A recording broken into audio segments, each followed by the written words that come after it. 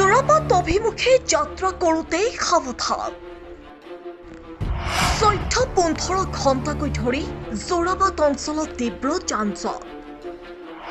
এতিয়াও কমা নাই Jorabatত যান-জঁট অধিক ভয়াৱহ হৈ পৰিছে Jorabatৰ বান পৰিস্থিতি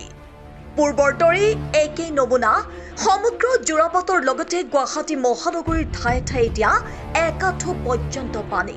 এজাক বৰষুণৰ পিছতে অধিক ভয়াৱহ হৈ পৰে Jorabatৰ বান পৰিস্থিতি ভয়াৱহ কৃত্ৰিম বানে এতিয়া লৈছে চৰম বিভীষিকাৰ ৰূপ ধাৰাসাৰ বৰষুণৰ ফলত ঘাইপথত সৃষ্টি হোৱা অভূতপূৰ্ব যান-জঁটৰ বাবে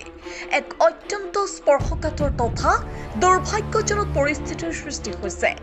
বান বিপৰ্যস্ত Jorabatৰ এই মহাজঁটত বৰ্তমান আবদ্ধ হৈ পৰিছে বহু কেইখন জৰুৰীকালীন এম্বুলেন্স পানী আৰু গাড়ীৰ দীঘলীয়া শাৰীৰ মাজত আবদ্ধ হৈ থকাৰ বাবে চিকিৎসালয়লৈ নি থকা কেইবাজনো মুৰ্মূৰ্ষ ৰোগী মাজ ৰাস্তাতে আবদ্ধ হ'বলগীয়া হৈছে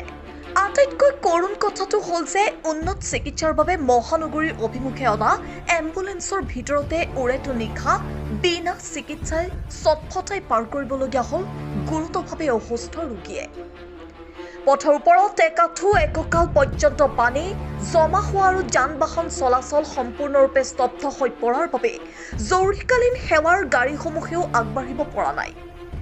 বাৰে বাৰে Jorabatত সৃষ্টি হোৱা এই জটিল কৃত্ৰিম বানৰ বাবে এতিয়া সৰ্বসাধাৰণ ৰাইজৰ জীৱন বিপন্ন হৈ পৰাৰ লগতে